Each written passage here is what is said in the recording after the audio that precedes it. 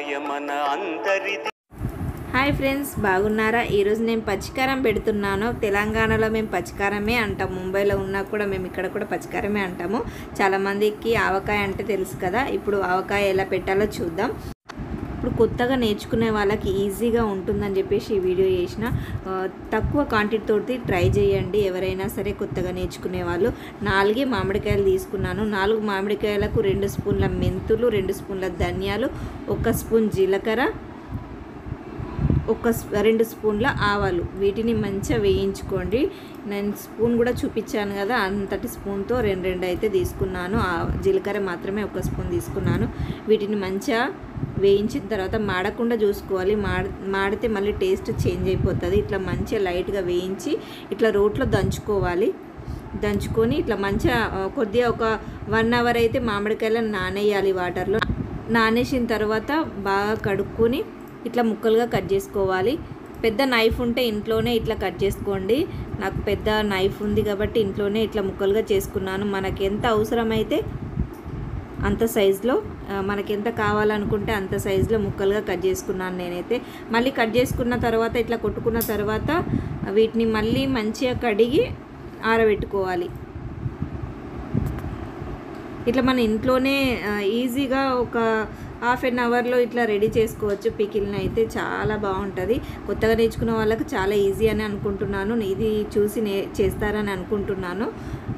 ఇప్పుడైతే మనకు మసాలా అన్నిటిదైతే 1 కప్ వచ్చేసింది కదా. కారం ఒక 2 కప్స్, సాల్ట్ ఒక 1 కప్పు, మళ్ళీ ఒక 10 వెల్లుల్లి రెబ్బలు అట్లనే దంచకుండా ఇట్లా కలిపేసుకోవాలి.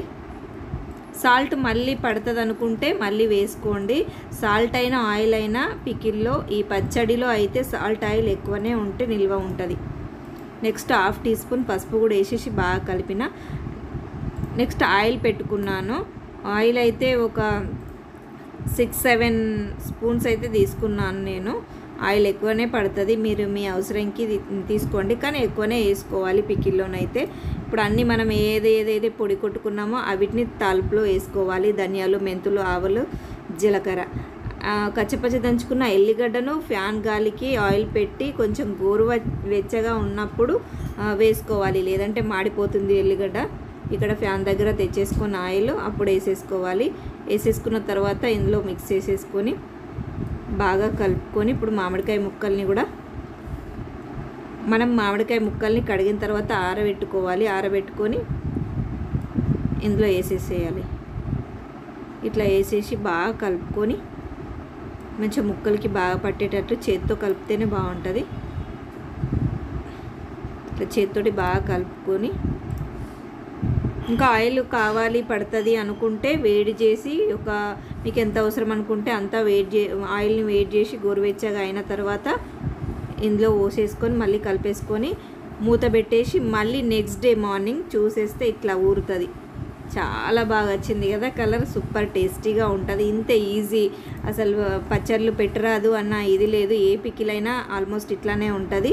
ఇట్లా కొత్తగా నేర్చుకునే వాళ్ళకు చాలా ఈజీవే అనుకుంటున్నాను నేను. ఇది నచ్చితే లైక్ చేయండి, షేర్ చేయండి, సబ్స్క్రైబ్ చేయండి ఫ్రెండ్స్. ఈ ఆవకాయ చాలా టేస్టీగా ఉంటుంది, ఎక్కువ రోజులు నిల్వ ఉంటుంది, కలర్ కూడా చాలా బాగుంటుంది. చాలా మందికి ఇష్టమే ఉంటుంది కదా మామిడికాయ పచ్చడి అంటే. ఇప్పుడైతే సీజన్ కదా, ఖచ్చితంగా పెట్టుకోండి. ఈ వీడియో అందరికీ షేర్ చేయండి. నచ్చితే సబ్స్క్రైబ్ చేసుకోండి friends. Thank you for watching.